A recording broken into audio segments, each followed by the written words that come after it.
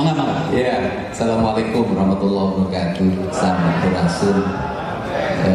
Moderator yang tampannya ketelatan. Karena tampannya kan dulu waktu muda, sekarang udah telat dibilang tampan.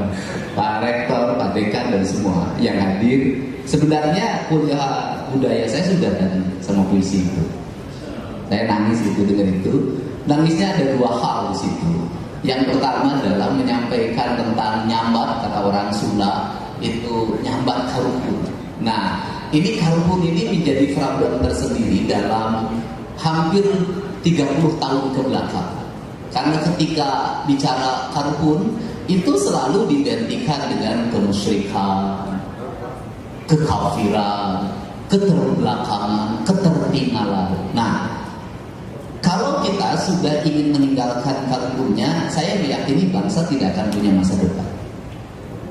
Karupun itu kan nilai masa lalu, orang tua kita dulu, kakek orang Sunda itu tingkatannya banyak. Itu kayaknya bahasa Sunda dibanding bahasa lain ya. Coba bayangin, aki, nini, buyut, bau, jangawareng, udeg-udeg, kaisiwur. Panjang Pak. Bahasa Indonesia mah hese, kakek, nenek, buyut, udah selesai. Makanya jangan terlalu banyak dipakai itu bahasa, nanti takut cepat selesai.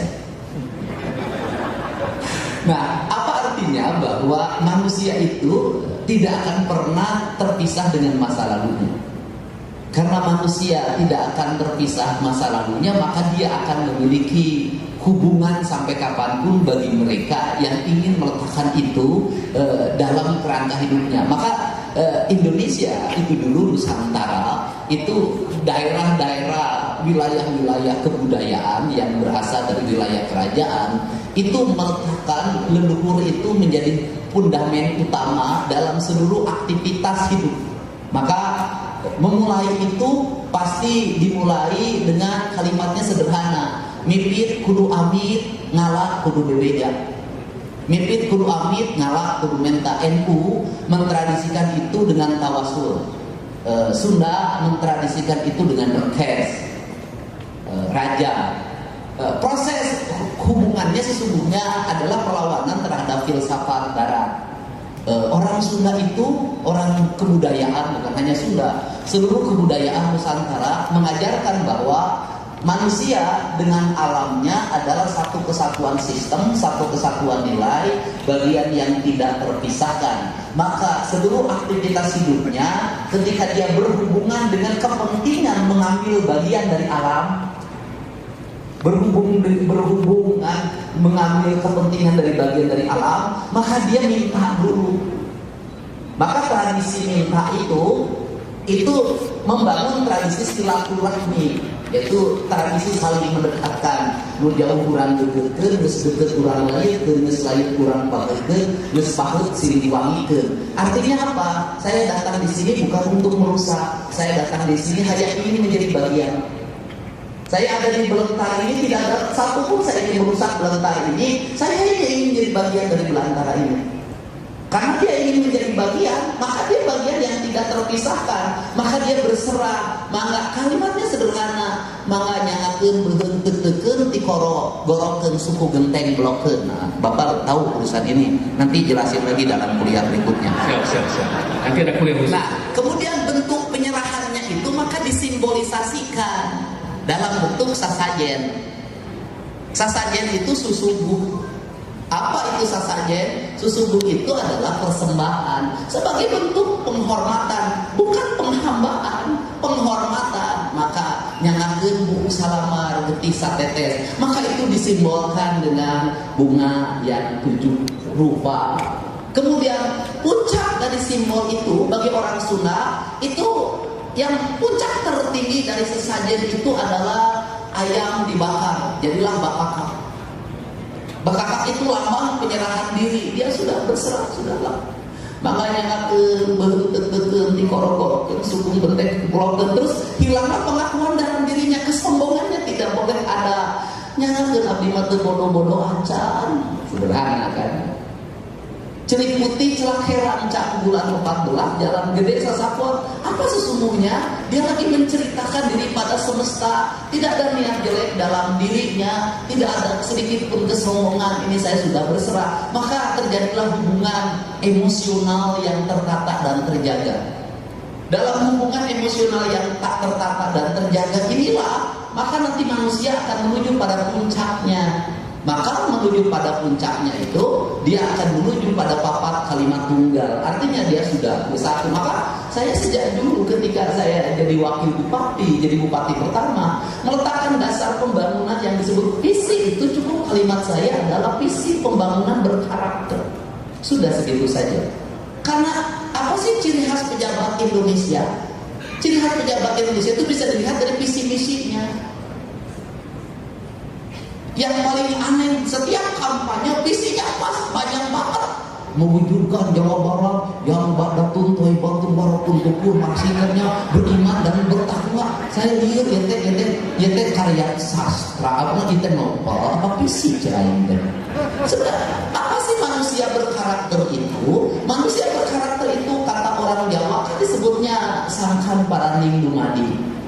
Kata orang Sunda mah papat kalimat pancer. Papat kalimat pancer itu apa? Manusia harus bersenyawa dengan tanahnya, dengan airnya, dengan udaranya, dan dengan panas mataharinya. Maka orang yang sudah bersenyawa dengan ini, dia akan memiliki energi yang besar. Untuk apa? Untuk membangun piranti kehidupan sampai pada puncak kebahagiaan hidup.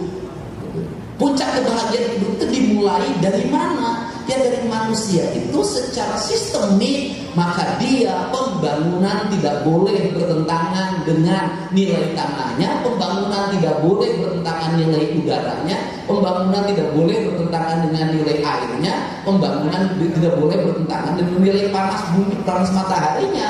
Maka prinsip dasar saya sebagai orang Sunda, saya memandang alam ini adalah alam feminin, bukan alam maskulin. Maka karena alam feminin, kita tinggal pada sebuah alam feminin. Maka karena kita tinggal pada sebuah alam feminin, sikap kita pada alam yang kita tinggali ini, sikap kita pada alam yang kita pinjam untuk hidup kita bernapas dalam setiap waktu, perlakukanlah secara feminin.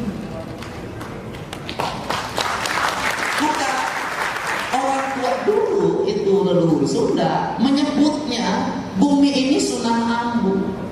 Apa itu Sunan Ambu? Indung maneh. Gitu. Mantake bapak aing. Kunaon bapak aing? Pan aing mah teu boga indung aing nama.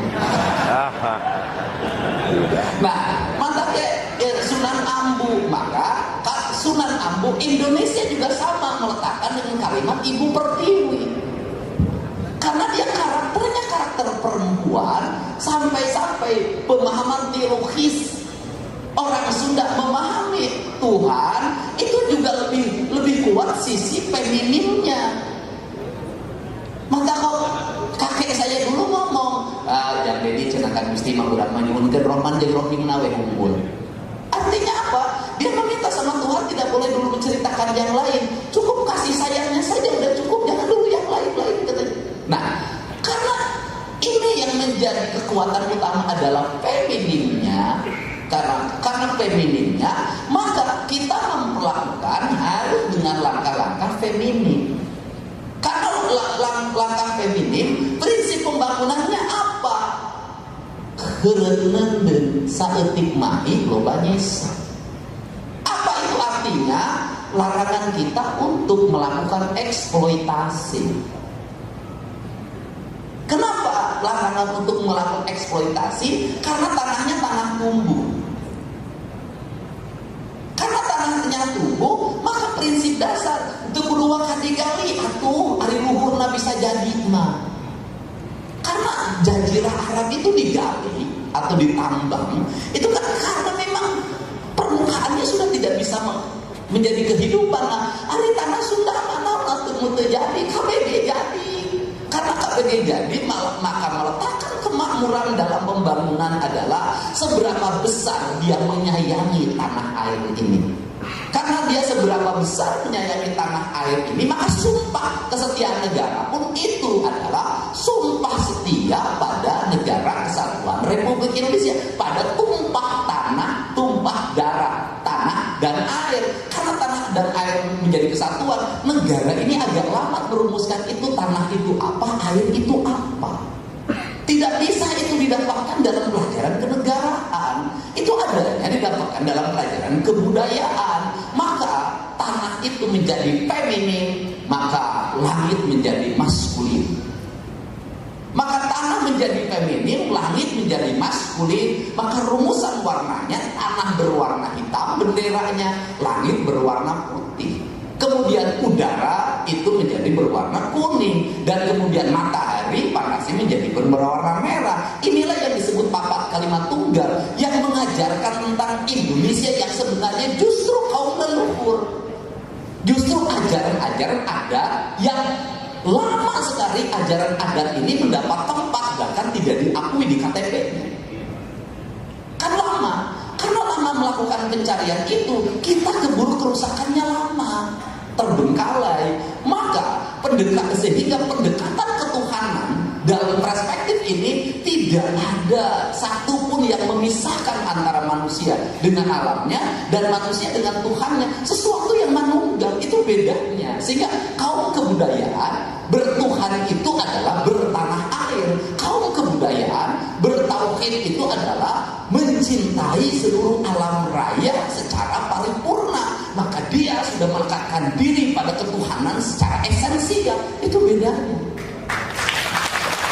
Kalau itu menjadi spirit, maka seluruh perspektif hidup menjadi energi. Karena perspektif menjadi energi, sesungguhnya bicara tentang ini, maka kita bicara tentang produksi. Ini kelandasan filosofi. Kemudian bicara produksi, maka lahirlah produksi.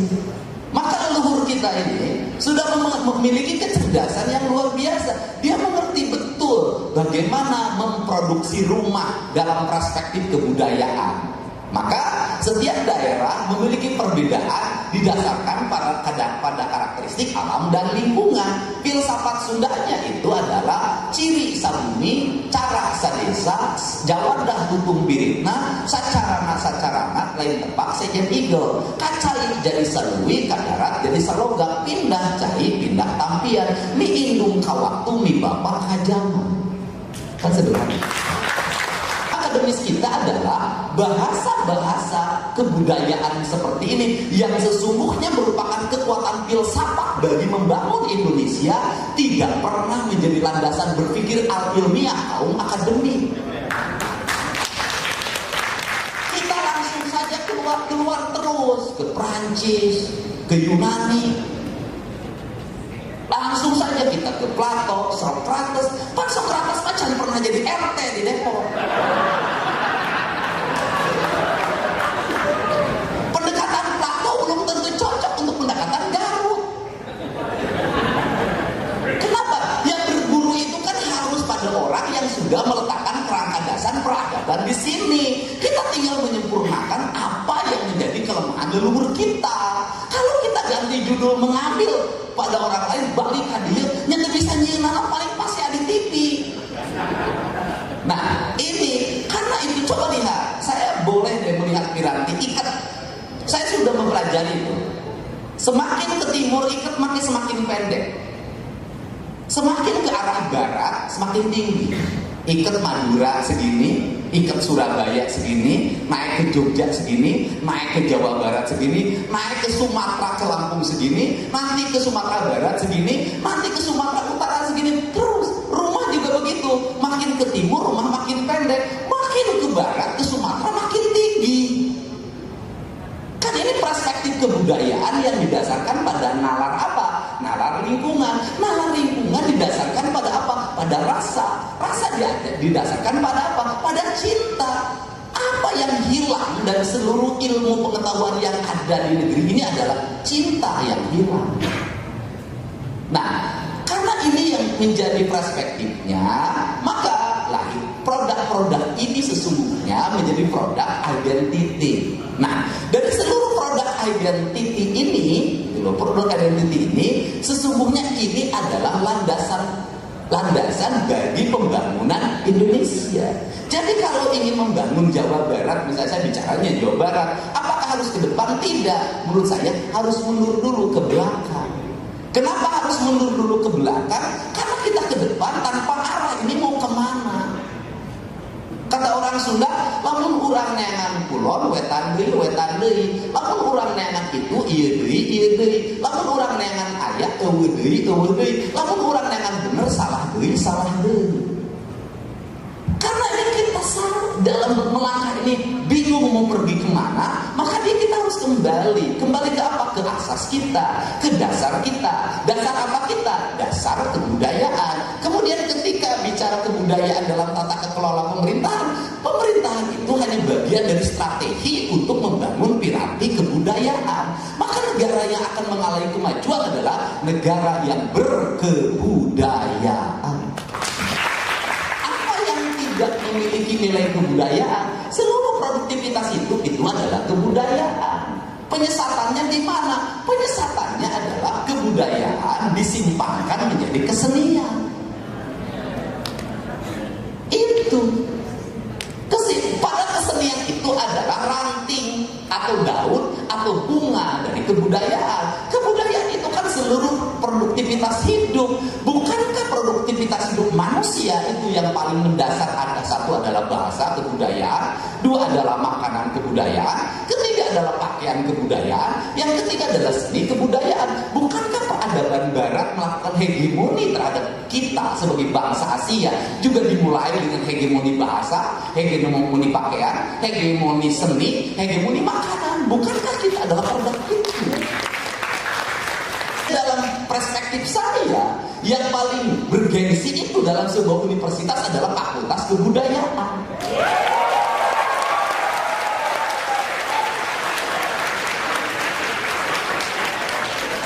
Sains itu kan hanya bagian, sains itu hanya metodologi. Sains itu metodologi saja. Karena sains itu juga harus nyeni, harus berkebudayaan. Kalau sains tidak berkebudayaan, sains kita mau mengarah kemana? Ke peradaban mana? Matematika kita mau mengarah ke peradaban mana? Fisika kita mau mengarah ke peradaban mana? Kimia kita mau arah ke peradaban mana? Arsitektur kita mau mengarah ke peradaban mana? Astronomi kita mau mengarah ke peradaban mana? Geologi kita mau mengarah ke peradaban mana? Ya perkabaran di sini, di nu rasa, di nu hate, sabab kabajaan manusia, lain di nu pikiran anak, di nu hate, nah iroh hate. Tidaknya orang kebudayaan. Jadi orang kebudayaan itu untuk bahagia nggak usah gagah, tuh pakai samping ini gitu, gaya apa? Itu loh. Jadi orang kebudayaan mau boga duit, kayak gitu. Orang kebudayaan itu punya uang, nggak punya uang, ya begitu saja adanya, nggak kelihatan orang kebudayaan. Nah, ini perspektifnya. Karena ini perspektifnya, maka prinsip dasar pembangunan itu begini kalimatnya. Itu saya selalu mempelajari dalam wayang. Kurang tenden dihandeun hiung gesan sampeun, can kurang tunda dihanjuang siang gesan bawal alaeun. Parati cokot bawaeun, diturumban kuman depu, diwadahan cukup manik astagina, dibuka gunung ngaliwat, anu weruh kasemuna, anu apal kabasana, anu rancingas racana, nu rancage hatena, putra putu 3.000 begawan sawidak 5. Apa itu artinya? Bahwa peradaban Sunda, saya kan orang Sunda memimpinnya, itu dimulai dari kurang tendendihan dengan hiung. Apa artinya? Bahwa seluruh apa yang menjadi kekayaan alam kita, kekayaan diri kita, kekayaan lingkungan kita, kekayaan warisan kebudayaan kita, kita simpan di handeuleun. Artinya apa? Sembunyikan, jangan pernah diperlihatkan. Ini kan penting. Indonesia mah aneh, kabeh ditembongkeun. Nah, semua diperlihatkan dari perubahan arsitektur rumah. Kan harusnya kekayaan kita tuh disembunyikan. Jangan diperlihatkan. Saya yakin Amerika menyembunyikan kekayaannya. Hanya Indonesia yang diperlihatkan, mangga barade. Ingat loh, semakin diperlihatkan, semakin orang tidak akan pernah menghargai kita. Semakin perempuan mangga barade murah. Itu bisa saya tahu tarifnya itu. Budaya 150. Kalau mangga baradenya jam 10, 200.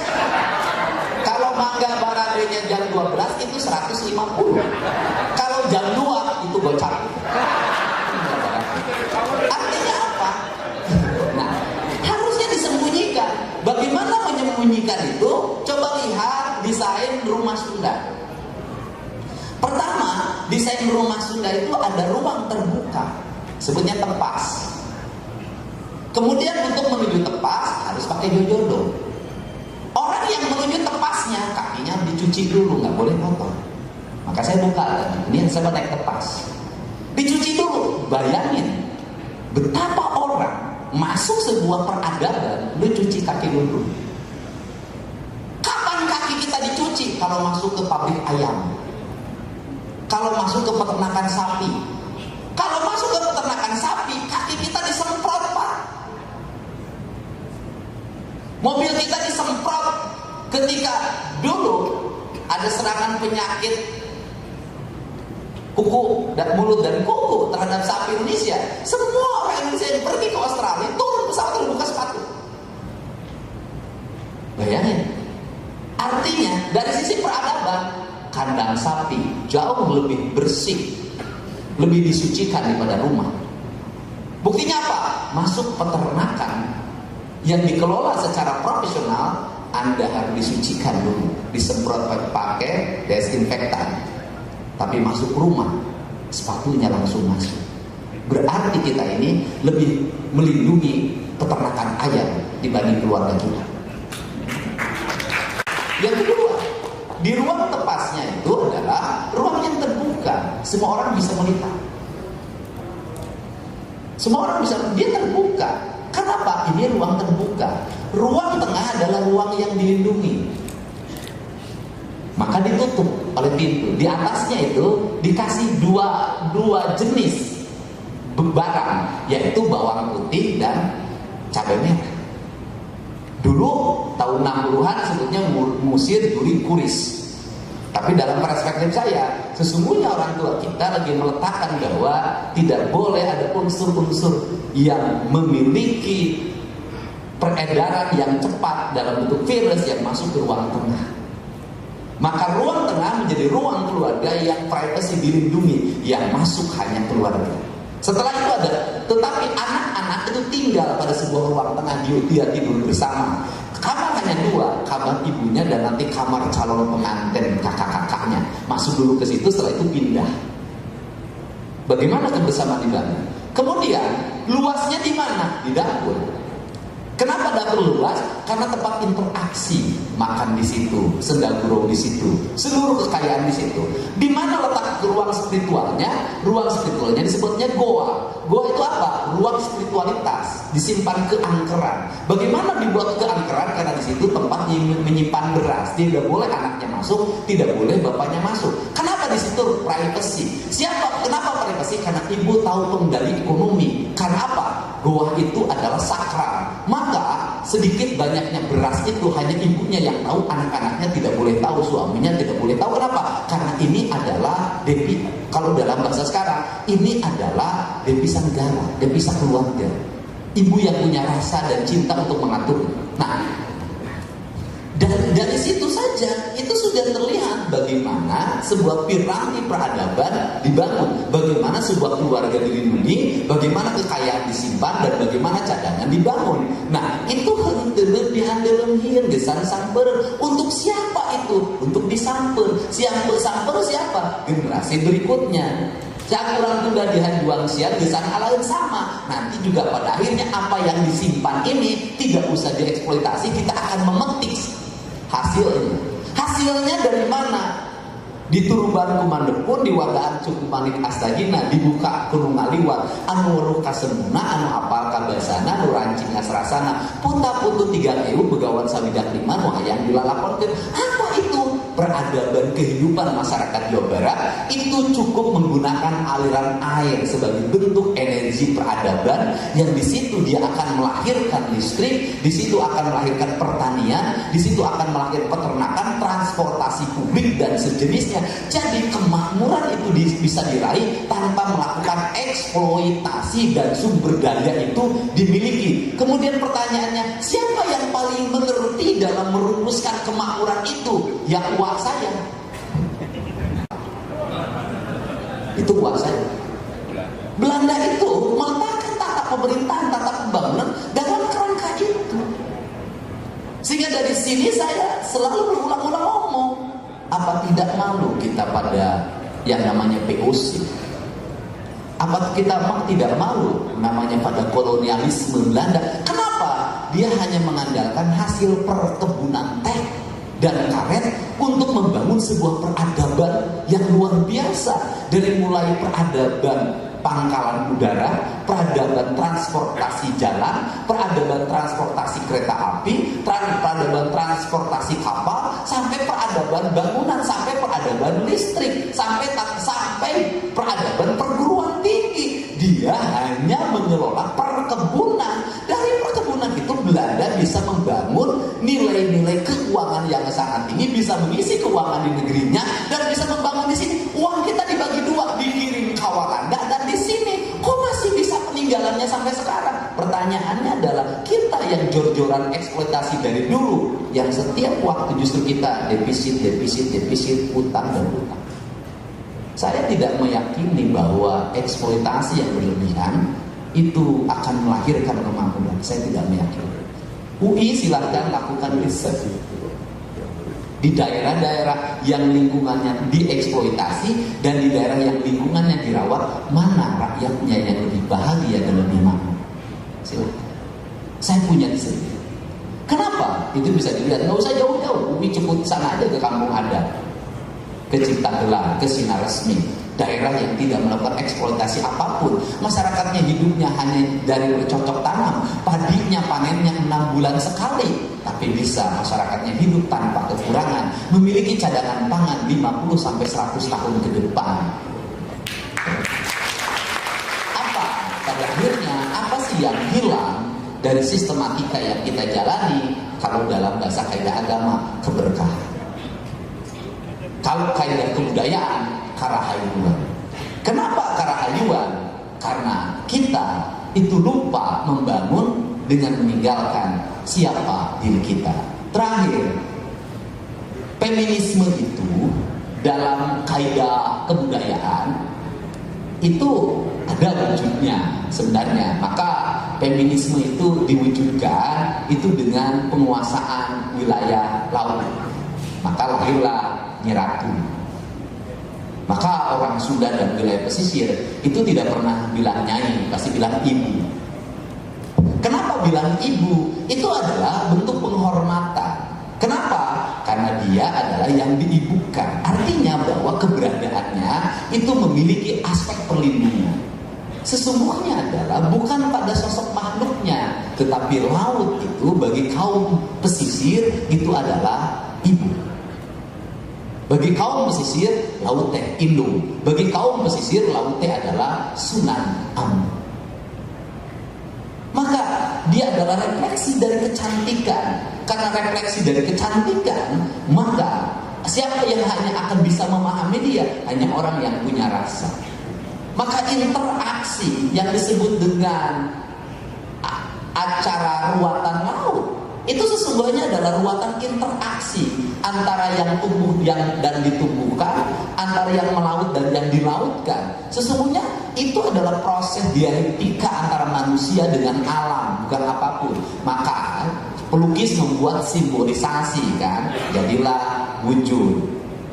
Kesesatannya di mana? Pemahaman filsafat filosofi Ibu Ratu itu sebagai simbol dari kecantikan, keindahan dan kekayaan laut. Penyesatannya di film. Filmnya apa? Nyi Blorong. Itu yang bikin kacau. Jujur aja, itu mengacaukan sebuah sendi dasar tentang feminisme. Kenapa? Penuh pernah diperkosa. Kan kacau Indonesia itu. Nah, sehingga ini kekacauan ini melahirkan kesesatan dalam berpikir. Pada akhirnya dibenturkan dengan nilai-nilai syariat. Ya jadilah kemusyrikan. Kan itu. Nah, kemudian simbolisasi di Jawa Barat lebih lengkap sebenarnya. Simbolisasi gunung itu tadi, gunung itu disimbolisasikan dengan namanya abah. Abahnya siapa? Bapaknya siapa? Siliwangi. Silangnya siapa? Maung. Siapa itu? Prabu. Siapa itu Prabu? Nungagege Lewe. Simbolisasinya apa? Raja itu memilih dia moksa untuk bersatu dengan seluruh semesta gunungnya dibanding dia masuk dalam konflik politik yang berkepanjangan. Pilihan bagi orang Sunda itu menggambarkan diri kajen teuing ancur bareng jeung gunung daripada kudu pasea jeung baraya. Tapi yang sekarang nggak perlu ditiru, itu ciri manusia yang tidak mau berkonflik, nggak akan kebagian kalau begitu. Nah, saya termasuk tidak mau ikut itu. Nah ini maka simbolisasinya adalah gunung dan laut. Gunung lambangnya harimau, laut lambangnya Nyi Ratu. Maka ini yang disebut yin dan yang, maskulin, feminin, dan ini adalah alam keseimbangan. Jadi apa yang harus dilakukan oleh Fakultas Kebudayaan dan seluruh jajaran pemerintah di Provinsi Jawa Barat adalah mengembalikan kembali keseimbangan. Maka keseimbangan itu saya mulai dengan apa? Dengan melakukan perubahan tata ruang, mengeluarkan peraturan gubernur larangan alih fungsi lahan. Karena saya melakukan keseimbangan. Tetapi karena alamnya alam pancaroba, maka pamimpin telamun dihareup kudu jadi panuntun, di tukang kudu jadi nungadorong, gitu kan. Di bibir kudu jadi pamanggul. Apa artinya? Maka saya harus tampil untuk melakukan action secara personal. Karena apa? Karena anggarannya tidak ada. Kalau rapat dulu tidak akan pernah beres. Maka saya turun untuk bongkar.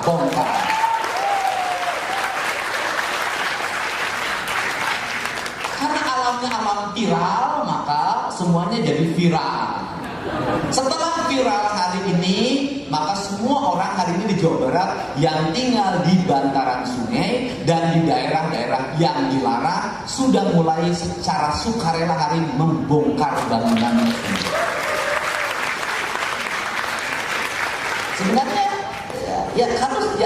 harus dimulai. Orang Sunda mah sabab boga tradisi tuturit mundi. Jadi kudu dimimitian gitu kan orang Sunda itu. Jadi harus dimulai. Kalau tidak dimulai maka tidak akan pernah terjadi perubahan, itu saja. Jadi ini prinsip-prinsip dasarnya. Ini yang akan terus, karena rencana saya apa? Rencana saya itu nanti saya akan sekarang sudah akan mulai membangun. Saya akan mengembalikan kembali alam Jawa Barat sebagai alam yang meletakkan sendi dasar pembangunan tidak eksploitatif, minimal mengurangi angka eksploitatif dengan mengembangkan apa? Dengan mengembangkan bambu sebagai bahan baku pembangunan di Jawa Barat. Karena itu, hanya itu pilihan. Kalau sudah nanti arsitekturnya bambu, maka bambu itu sesuatu yang ditanam, ditebang, tumbuh lagi, kemudian filsafat dasar orang Sunda itu filsafat dasarnya adalah bambu. Ilmu ketuhanannya juga ilmu ketuhanan yang dimaknai dari filsafat bambu. Disebutnya rawayan jati, cowo nyurup karena pufu. Nah, orang Jawa keris manjing kasarangka, karena di Sunda tidak dikenal peradaban logam, tapi dikenal adalah peradaban bambu. Kerangka ini yang lagi disusun, saya tahun ini akan mulai membangun sekolah-sekolah bambu. Dan ini kalau semua bahan, nanti bahan pintu, meja, kursi semuanya akan terbuat dari bambu. Dan bambu di Jawa Barat itu adalah bambu dengan kualitas tinggi. Dan kita harus belajar Tiongkok, negeri yang hari ini mengalami percepatan pertumbuhan ekonomi, tidak malu mengaku sebagai negara tirai bambu. Terima kasih. Aku mau bisa kan tadi kayak amplop lah. Sebenarnya saya ingin banyak ngobrol ya, tapi sudah ada info karena Kang Deddy ada acara lain. Iya. Ketopraknya bisa sambil dimakan nanti disampaikan. Baik Bapak Ibu yang saya hormati, karena waktunya terbatas, tapi saya ingin mengatakan bahwa kami sangat berterima kasih dari UI khususnya dari Fakultas Kedokteran Budaya karena Kang Deddy ya 15 menit. Boleh ditanya, direct aja langsung kain.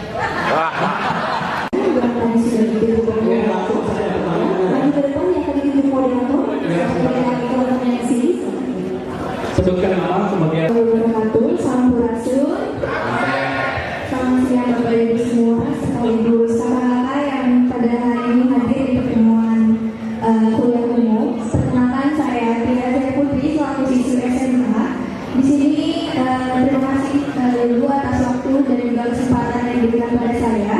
Di sini saya tertarik pada topik keterkaitan antara nilai budaya dan partisipasi aparatur sipil negara atau ASN, yang mana sepengetahuan saya untuk pertanyaan saya sendiri, sejauh mana budaya-budaya terutama di Jawa Barat itu tercermin atau diterapkan pada budaya kerja ASN di lingkungan pemerintah Provinsi Jawa Barat, dan apakah ada pelatihan, kebijakan atau program formal yang secara khusus menginternalisasi budaya Sunda pada budaya kerja ASN tersebut. Ya, baik, aku dong ya.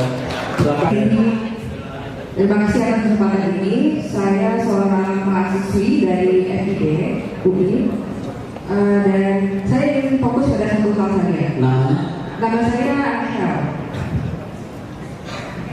Saya ingin fokus satu hal saja mengenai pembangunan kota-kota di Jawa Barat. Itu mengenai transportasi dengan kendaraan pribadi. Saya rasa itu adalah bentuk eksploitasi yang akan benar-benar nyata, mau itu dalam bentuk limbah polisi atau dari BBM yang dipakai. Di Bandung itu tempat keluarga saya itu sebuah macet di Jakarta saya melihat bagaimana inovasi teknologi dan nilai-nilai budaya itu dipadukan untuk beralih ke budaya yang lebih tertib, lebih mawas kebersihan dan lebih melestarikan lingkungan. Saya melihat itu dari contoh saja Jakarta melalui sarana dan prasarana transportasi umum yang sudah diperbaiki dari gubernur yang sebelumnya dan gubernur yang sebelumnya lagi, itu proses yang panjang. Nah, saya lihat bagaimana di salah satu Jakarta itu intinya saya melihat bagaimana kalau kita ingin bicara mengenai budaya itu pasti diawali oleh mentalitas kita sebagai individu dan masyarakat. Ya, jadi tapi selain mentalitas yang bisa diubah, itu juga ada dan yang ketiga adalah apakah yang menjadi hambatan dari segi struktur atau tata kelola pemerintahan yang dihadapi oleh kota-kota di Jawa Barat. Kang Deddy melalui kebijakannya melarang siswa untuk motor ke sekolah, saya rasa itu sudah cukup karena selain mentalitas harus juga ada struktur yang mengikuti. Udah, oke. Pertanyaannya udah paham. Jadi pertanyaannya adalah hambatan secara struktur. Oke, terima kasih. Saya Mama Solika, mahasiswa S3 Ilmu Logistik. Jadi saya mau tanya satu pertanyaan, bagaimana jika kearifan lokal itu berbenturan dengan nilai ekonomi? Jadi secara budaya mungkin itu tidak bijaksana, tapi secara ekonomi banyak sekali suara yang mengatakan bahwa ini pembangunan untuk ekonomi. Jadi intinya sudah terjadi pembangunan atau bahkan sudah terjadi kerusakan. Padahal misalnya kami dari Fakultas Budaya sudah memberikan pandangan. Ya, baik, sekian pertanyaan. Sesungguhnya adalah piranti yang hidupnya secara berkomunitas. Maka komunitas-komunitas itu dulu disusun lewat perkampungan, padukuhan. Jadi itu karena hidupnya berkomunitas, maka pola komunitas itu sesungguhnya pola yang efektif dan pola masa depan. Karena ini adalah pola yang efektif, pola masa depan, itu bisa dibuktikan bahwa Jakarta yang dulu mengajarkan tentang perseorangan itu dilahirkan dari karena Jakarta dulu ibu kota negara dan di situ memiliki pengaruh peradaban dari barat, maka mengarah pada individualistik karena sebuah komunitas dari berbagai daerah secara personal hidupnya di situ. Tetapi pada akhirnya hidup personal itu melahirkan kepusingan pengelolaan pemerintah. Mobil personal menimbulkan kemacetan, motor personal melahirkan kemacetan. Pada akhirnya orang itu hidup bahagia itu berkomunal, berkomunitas. Maka perkampungan, maka misalnya transportasi publik adalah menjadi jawaban bagi penyelesaian problem lingkungan. Kan itu sebenarnya. Maka di situ ada dua hal, satu pengurangan emisi, kemudian yang kedua adalah membangun efektivitas. Yang ketiga juga mengurai kemacetan. Kemacetan itu mengurai depresi. Harus dimulai dari mana? Harus dimulai dari pola hidup sejak kecil. Maka saya keluarkanlah kebijakan untuk anak-anak sekolah yang di bawah umur ya ke sekolah jalan kaki, manakala masih bisa ditempuh dengan berjalan kaki. Kalau tidak bisa maka menggunakan angkutan umum. Kan sebenarnya saya ngajarin itu. Nah, Indonesia ini kan mengalami problem yang luar biasa. Karena frame publiknya sudah dicuci lewat film, lewat drama dan sejenisnya. Menganggap ketika saya punya kebijakan jalan kaki, maka ada tulisan posting komen, Deddy Mulyadi mengajarkan orang kembali ke zaman batu. Sepengetahuan saya di Jepang jalan kaki, pakai transportasi publik. Indonesia ini udah kacau. Maka saya harus berani melawan itu. Gitu loh. Saya harus berani melawan itu. Nah, kemudian ini harus terus dikembangkan dalam apa? Dalam pola lingkungan.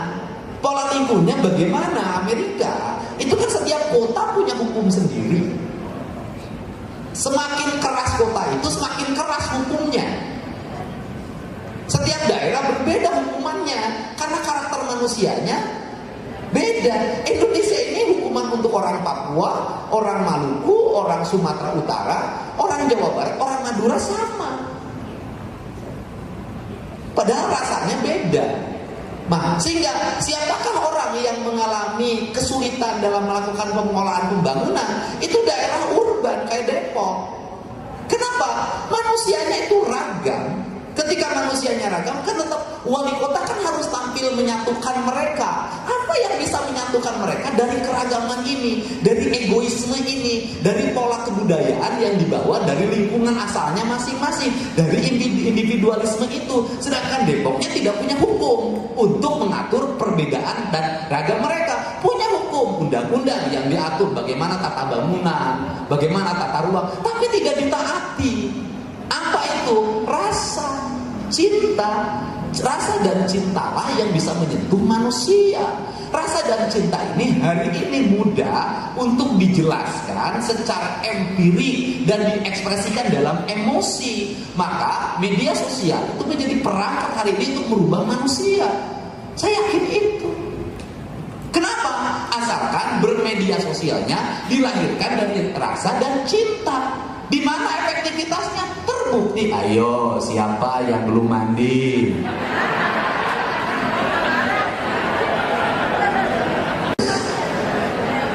Ayo, siapa yang susah makan, yang melawan sama mamah dan papahnya? Ayo, siapa yang jajan terus? Kalau tidak nurut, nanti Pak Gubernur datang ya. Saya bawa lo ke barak militer.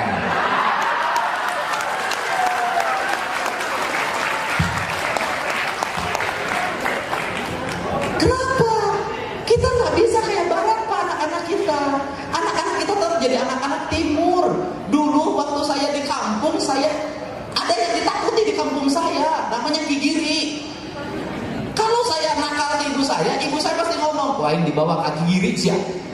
Indonesia hari ini mencoba merasionalisasikan, nggak bisa Pak. Yang terjadi adalah kekacauan.